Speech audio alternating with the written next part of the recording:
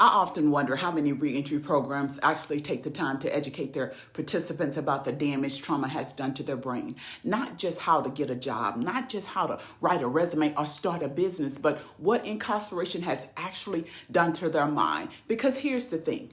Trauma, it physically changes the brain. Study shows that repeated trauma, like the kind experienced in prison, it shrinks the prefrontal cortex, the part of the brain that's responsible for decision making, impulse control, and problem solving. And it enlarges the amygdala. That's the part that's responsible for fear and emotional reactivity. It makes it harder to regulate emotions, and it weakens the hippocampus. And this is the part that affects the memory and the learning. So when a person comes home after years of living in survival mode, they're not just trying to adjust to society. They're literally trying to function with a brain that has been rewired by trauma. And yet, most programs ignore this.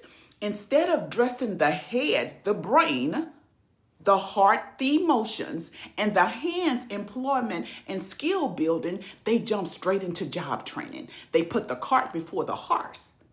True story. Let me tell you about James. So James came home after doing 12 years in prison. He got into a reentry program that focused on getting him a job. Within 2 weeks, he was working in a warehouse. Everybody called it a success. 12 years in and 2 weeks out and you have a job. But within 3 months, he quit. He said he couldn't take it. The long hours, the pressure, the feeling of being controlled, it all triggered something in him he couldn't explain.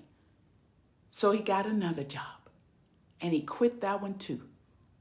And then after a misunderstanding with his parole officer, he snapped. He got angry. He said things he shouldn't have. He was labeled as non-compliant. And suddenly he was spiraling. People started saying he didn't want to change, but that he wasn't trying. But that wasn't the case. He wanted to succeed. But no one ever helped him to understand what prison had done to his brain. Nobody explained that trauma had rewired his nervous system, making him hyper-reactive to stress. Nobody told him that the panic, the outbursts, the feeling of being trapped at work, all of it was trauma responses and not a lack of motivation. He had the hands, he had the job skills, but his head and his heart wasn't healed enough to maintain it. The right order is the head, the heart, and the hands. Reentry needs to start with the head. People need to understand how trauma has impacted their brain, their reactions, and their ability to process emotions. Awareness is the first step to healing. And then we move to the heart. Emotional intelligence, coping mechanisms, and learning how to regulate stress, because without these tools, the smallest trigger can make someone throw everything away. And then, and only then, do we focus on the hands, jobs, entrepreneurship, skill training.